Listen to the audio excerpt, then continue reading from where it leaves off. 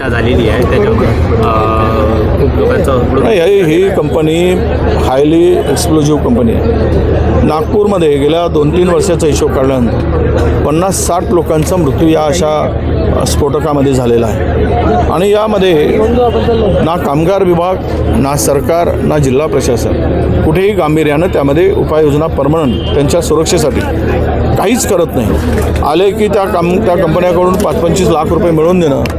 अरे 5-25 लाख रुपयामध्ये त्यांचा जीव परत येतो का? आज 17 लोकांचा मृत्यू झाला. तुम्हाला काहीच वाटत नाही? तुमच्या भावना संपल्यात का? तुमची संवेदनशीलता संपली का? ज्या सेफ्टी पाईंनी त्या ठिकाणी व्यवस्था असायला पाहिजे एवढा हायली एक्सप्लोजिव्ह ते युनिट आहे. आता हेच नाही तर याच्यापूर्वी झालेल्या ज्या घटना आहेत नागपूर जिल्ह्यात, हे संपूर्ण त्या उद्योग व्यवसाय चालवणाऱ्या आणि जिल्हा प्रशासन आणि कामगार विभाग यांच्या हप्तेखोरीमुळे हे अपघात मोठ्या प्रमाणात होत आहेत.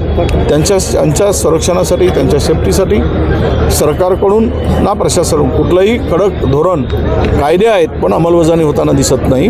आणि त्यामुळं बिचाऱ्या गरीब कामगारांना आपला जीव गमवावा लागतो आहे. आमची सरकारकडे मागणी आहे, पैसे तुम्ही किती देताय?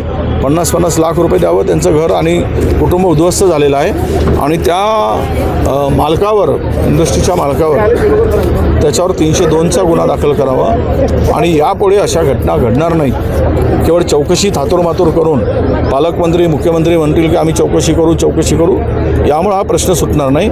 या संदर्भात आम्ही विधानसभेमध्ये कायदे कडक करण्यासाठी पुढच्या आठवड्यामध्ये ज्यावेळेस होळीनंतर पुन्हा अधिवेशन होणार आहे सुरू, त्यामध्ये आम्ही हा प्रश्न मांडू.